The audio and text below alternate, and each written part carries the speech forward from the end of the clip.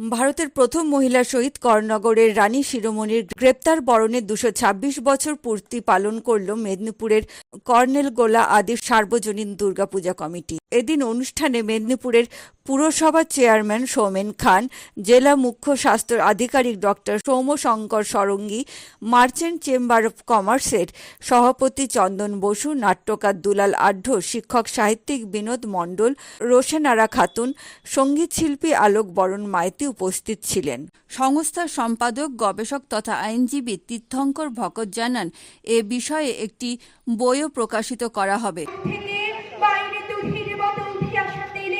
ভেসে যাচ্ছে আমার সারা শরীর, কপালে থেকে দাঙ্গা